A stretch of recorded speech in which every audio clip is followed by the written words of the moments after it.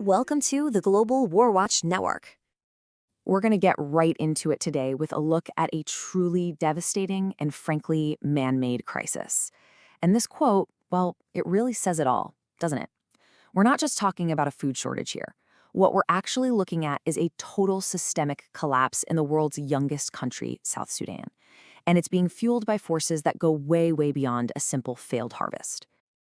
To really get a handle on this crisis, we've got to start with the human cost.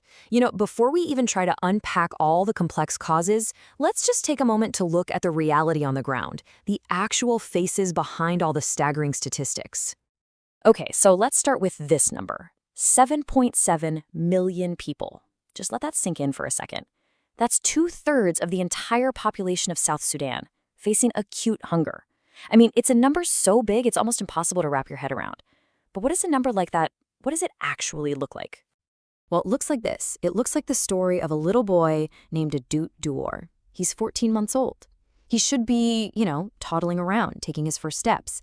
But instead, he can't even stand up. His spine is literally visible through his skin. His mom, who's malnourished herself, couldn't produce enough milk to feed him.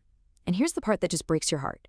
Adut is just one of 2.3 million children in the exact same desperate condition. So you hear a story like that, and the first question that pops into your head is, where's the help, right? Well, this isn't some natural disaster we're talking about. It's a systemic failure. And the first piece of that failure is the very support system that's supposed to stop these kinds of tragedies from happening in the first place. That international lifeline, it's being cut.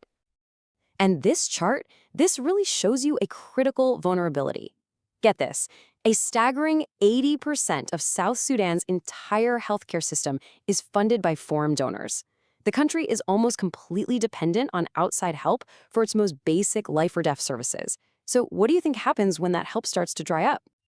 The consequences are, as you'd expect, immediate and just catastrophic.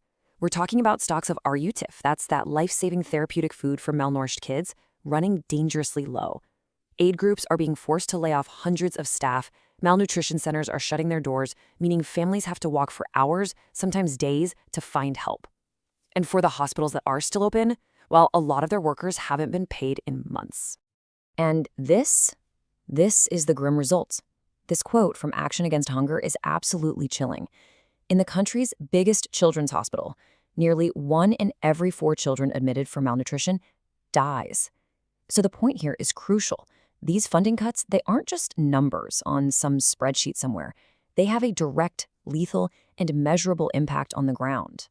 Okay, so you've got this failing aid system, but on top of that, South Sudan is being absolutely squeezed by 2 powerful forces that are just making a terrible situation infinitely worse. It's a crisis happening on 2 fronts at the same time. So on one side, you have this renewed, brutal conflict. The fighting blocks aid convoys for months, it forces farmers to flee their land, and it even destroys things like warehouses and hospitals. Then, on the other side, you have a devastating climate crisis. I mean, we're talking about unprecedented flooding that has swallowed up huge areas of farmland, displaced over 1.5 million people, and contaminated drinking water, which leads to outbreaks of diseases like cholera. Either one of these would be a total catastrophe on its own. Happening together, it's apocalyptic. But even with the aid system failing, and the conflict and the floods, there's one factor that really sits at the dark heart of this crisis, and we have to talk about it. We need to expose the hidden engine that's driving this whole catastrophe, and that is corruption. Billions, with a B. That's how much public money United Nations investigators allege has been diverted, just looted, by the country's political elites. Think about that. While 2/3 of their own people are starving, vast sums of the nation's wealth are just disappearing. And this chart right here, it really paints a picture of the government's priorities, or maybe lack thereof. South Sudan spends just 1.3% of its entire national budget on health. Now, to put that into perspective, the World Health Organization recommends a target of 15%. This isn't just a shortfall, you guys. It's a near total abandonment of responsibility, leaving its own citizens completely dependent on the very foreign aid that, as we've seen, is now drying up. And this really gets to the core of it. The UN Commission chairperson, Yasmin Souka, she puts it as bluntly as you can. Corruption is killing South Sudanese. It's not a side issue, it's not incidental. It is, in her words, the engine of the country's collapse.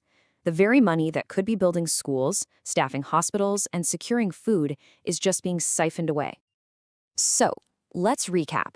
We've seen the devastating human cost, the failing aid system, the crushing weight of conflict and climate, and the corrupt engine at the very center of it all. Which brings us to the final and most critical question. When a nation's children are dying not just from hunger, but from the deliberate actions and inactions of their own leaders and from the neglect of the global community, is the world's silence a form of acceptance? Is it a choice? Really, that's the tough question this crisis forces every single one of us to confront. Thank you so much for taking the time to grapple with this really critical issue alongside us. If you found this explainer valuable, and we hope you did, please consider liking, sharing, and subscribing to the Global WarWatch Network. It honestly is the best way to support what we do. And we really want to hear from you, so please share your thoughts down in the comment section below. And hey, to keep the conversation going, come join us on our social media platforms. All the links for that are right there in the description. Thanks again for watching.